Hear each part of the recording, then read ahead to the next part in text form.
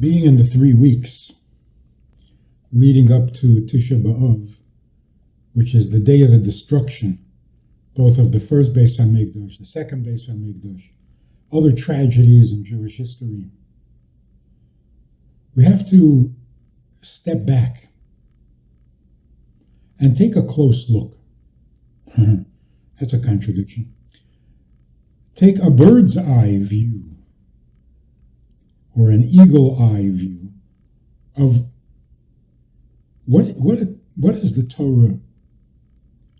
What is the Torah saying about tragedy and evil and sin? There seems to be so much of it. And you can get the impression that the Torah is just constantly being critical of people's misbehavior, of people's sins. Even when things go well once in a while, like for example the splitting of the sea, and Moshe leads the Jews in a fantastic, beautiful song of praise to God. Immediately after the song is over, people complained they didn't have what to drink. So it might seem like Torah is just a long chain of tragedies, sometimes deserved, sometimes mysterious. But that would be a very incorrect conclusion. Actually, when you take a look at the Torah, again from a bird's eye view, it seems very clear. What the Torah is telling us is that a little bit of goodness is far more powerful than a whole lot of evil. Over and over, the Torah tells us that same thing.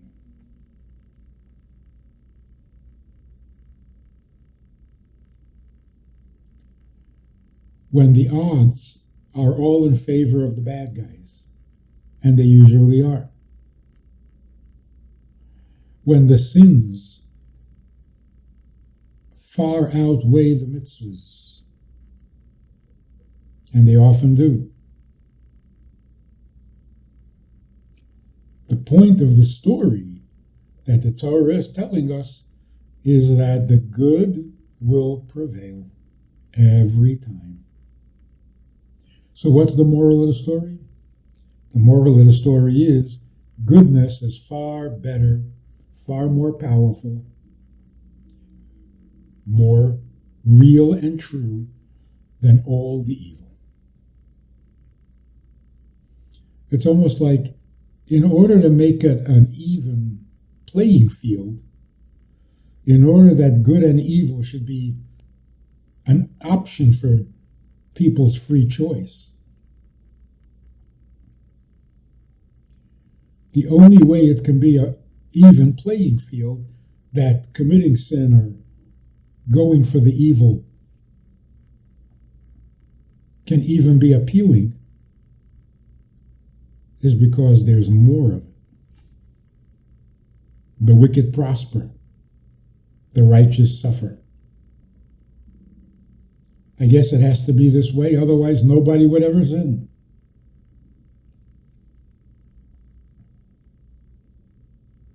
And every time, after every tragedy, after every misbehavior, after every violation, the Torah says the good prevails. Cannot destroy the good. That is the message. That's what Torah is trying to tell us. Not to count every time we misbehave and describe every suffering and tragedy in gory detail. No, the Torah tells us how horrible, how devastating the consequences might be. But in the end, goodness prevails.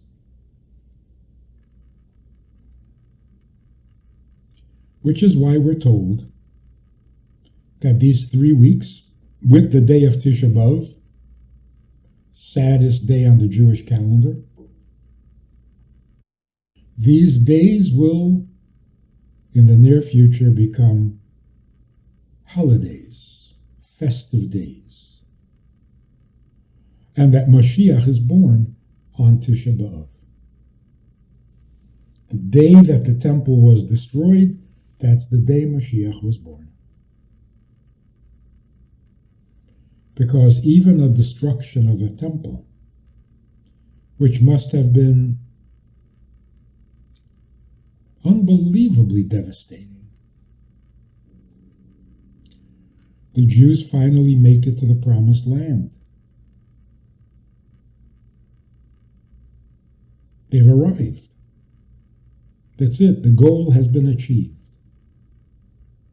It's as good as it gets. And that's destroyed. And the Jews are back in exile. It must have been, I mean, what do you look forward to now? If you've already achieved the peak, the highest level of godliness on earth, and that doesn't work, then what? So they build a second temple. That got their hopes up a little. And then that's destroyed? Okay, now where do you go? How is it that anyone remained? Looking forward to what? So when the Jews were in Egypt, hoping to get to the promised land, no matter how difficult things were, they had something to look forward to. When we get to Israel, everything will be great. We'll have our own country, our own army, our own produce. Perfect. When that failed, where did they get hope? Where did they get optimism? What were they looking forward to? That's really amazing. So the Torah tells us, for all the horrors, and they were horrific, destruction of one temple, the destruction of another temple, the massacres,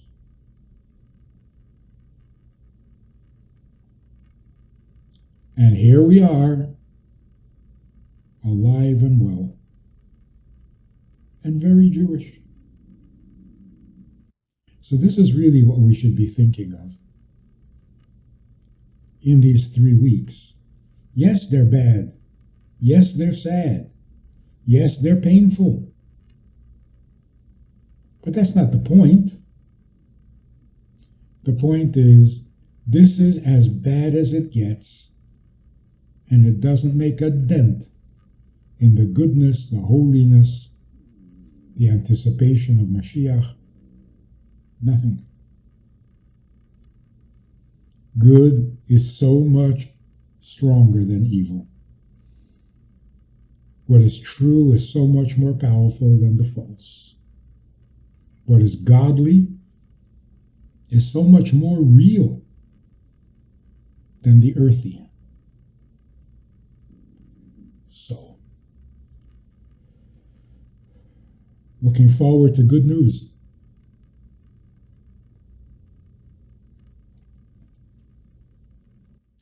Even as we let ourselves feel the darkness, the absence of a Beis Hamikdash, the exile, Jews still scattered all over the world,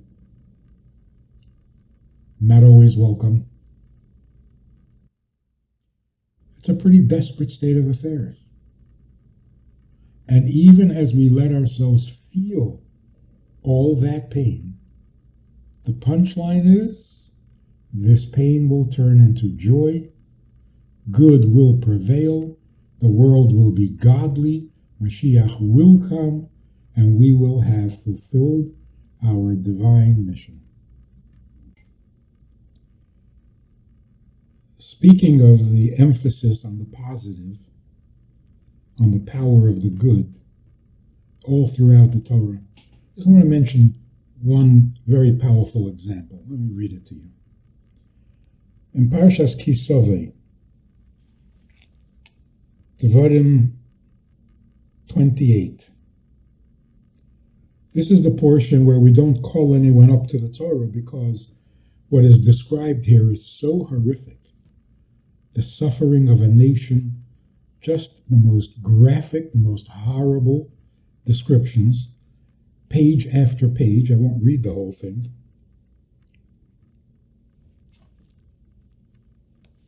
Just like the last few lines. Your life will hang in the balance, and you will be frightened night and day. And you will not be certain of your life. In the morning you will say, if only it would be evening. And the evening you will say, if only it would be morning already. For the fright of your heart that you will fear, and the sight of your eyes that you will see. God will return you to Egypt in ships, on the way of which I said to you, shall never see it again. And there you will offer yourselves for sale to your enemies as slaves. And there will be no buyers. That's just the end, the last sentences. The very next Torah portion that follows immediately after is, I read you the words, you stand today, all of you, before Hashem your God, your heads, the head of your tribes, officers, small children, women, converts, all of you, to enter into a covenant with God. Meaning, despite all the sinning that went on in the 40 years of the desert, here you are standing before God, hale and healthy. And then it concludes from last week's portion. It will be when all of these things come upon you, the blessing and the curse that I have presented before you, then you will take it to heart and you will return to God and listen to his voice according to everything that I command you today. You and your children with all your heart and all your soul. And then God will return your captivity and have mercy upon you. And he will gather you in from all the peoples to where God has scattered you. If you're dispersed, will be at the ends of the heavens. From there God will gather you in, and from there he will take you. God will bring you to the land of which your forefathers took possession, and you shall possess it. He will do good to you and make you more numerous than your forefathers. So you see, even after the worst consequences, the conclusion is always, it will end up good. Now, why the consequences are so severe, that's a question on itself. And it's a good question.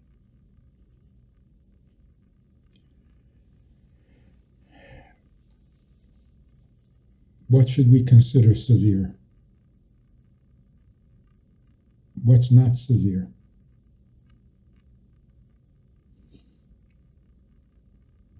Life is good. The opposite is not.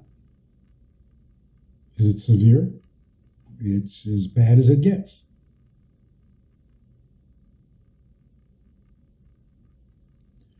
So we have to take into consideration how ambitious the plan is. If you're trying to clean out a swamp, it's going to be hard, it's going to be dirty, it's going to be messy. If you're just sweeping up a room, very different. So our objective is to take a world that is as far from God as can be. Literally the lowest of all worlds, the lowest of all possible worlds, and turn that into something magnificently godly. Well, there's going to be some heavy lifting. And part of what we need to fix is what today is called the consequences. In other words, the pain, the suffering, the death, the fear, that itself has to be fixed. Removed from the world forever.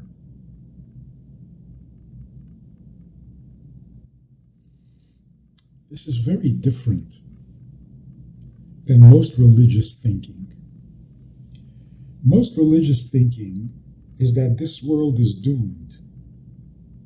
It is flawed fatally. It will never become better. And the only thing to look forward to is a different world, a different existence, not in the physical plane, someplace in heaven. The Torah says the opposite. The Torah says, heaven we can do without. But earth has to become godly. That's why it was created. That's why we were created. That's why we were given a Torah. The tools with which to transform this world into something more godly than heaven. So, this world is not going to end. And we're not going to abandon it for some better place. And that's why it's so important to know that Mashiach was born on Tisha B'Av, and that there will be a third temple. Because that's the whole point. That's everything. If this world cannot or will not become godly, then this whole plan should be called off. Then all of creation is just a cruel joke. Be interesting to ask people, you think the world is going to end because it's so corrupt? It will never be godly? So where are we all going to go? To heaven. What part of us is going to go to heaven? Not the body, not our boots, not our cars, our souls, or spirits, call it whatever you want. Okay, so the spirits or the souls are going to go to heaven. Where do spirits and souls come from? Heaven. So God creates the universe, puts us through thousands of years of misery, and then finally, when he can't tolerate it anymore, he'll just wipe it out,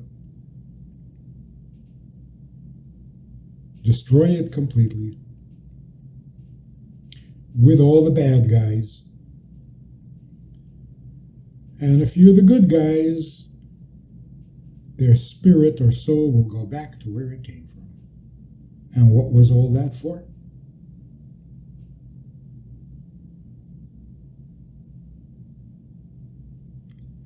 No, that cannot be. So the pain is real because this world is really the lowest. Really is. A low world is a painful world. This is true. But the lowest of all worlds has the potential to become the highest. And that's what we've been doing since the Torah was given. We've been transforming little pieces of the world into godliness. Those little pieces are adding up. We are very close to the tipping point. And one more mitzvah can turn these 3 weeks and 9 days and Tisha B'Av into the most festive days on the calendar.